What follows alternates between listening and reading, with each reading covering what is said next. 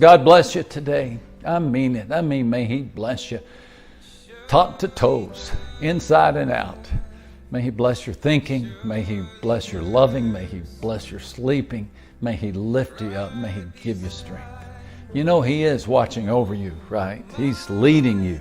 This is the promise, or one of the many promises found in the 23rd Psalm, that He leads us. He leads us beside the still waters.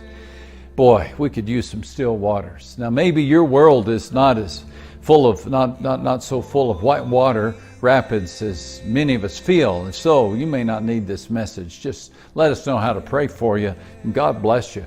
But if you could stay around for about 5 minutes and think with me about this promise that comes from the 23rd Psalm, verses 2 and 3, He leads me. He leads me beside the still waters. These days feel more like a canoe trip over the Niagara than they do a picnic next to some calm waters. Yet this passage invites us to trust our shepherd's ability to lead us to a tranquil place, where He can make us lie down in green pastures. Our shepherd, Jesus Christ, said, give your entire attention to what God is doing right now. And don't get worked up about what may or may not happen tomorrow. God will help you deal with whatever hard things come up when the time comes. I love that. From Matthew chapter 6 and verse 34. I think that last phrase is worthy of your highlighter. When the time comes. I don't know what I'll do if my loved one doesn't get better. You know what? You will when the time comes. How will I face it when the unemployment check stops coming? Well, you'll know when the time comes. The key is this: meet today's problems with today's strength. Don't start tackling tomorrow's problems until tomorrow. You don't have tomorrow's strength yet. You just have enough for today. More than 80 years ago, a great Canadian man of medicine, Sir William Osler, delivered a speech to the students of Yale University entitled A Way of Life. In the message, he related an event which occurred while he was aboard an ocean liner.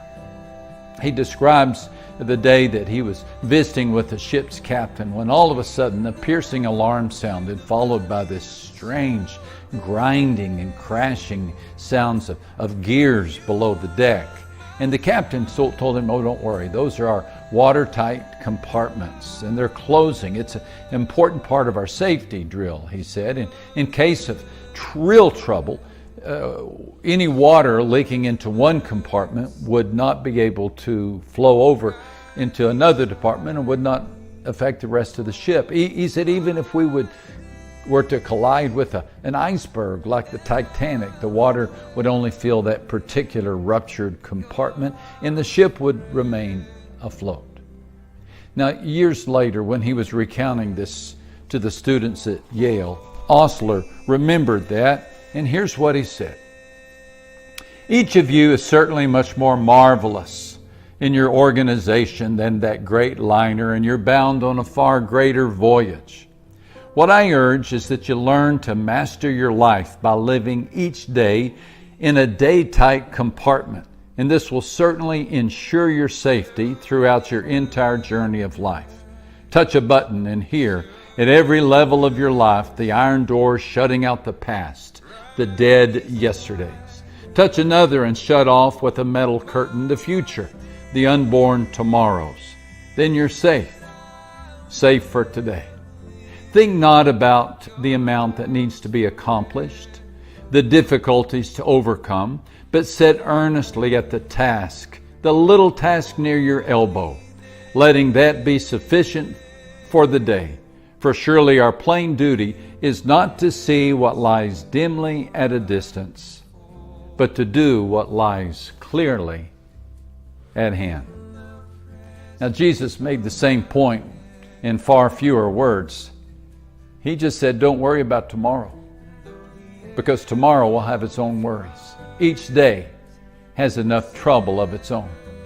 Matthew 6 and verse 34. I close with this question. Why let tomorrow's problems rob tonight's rest?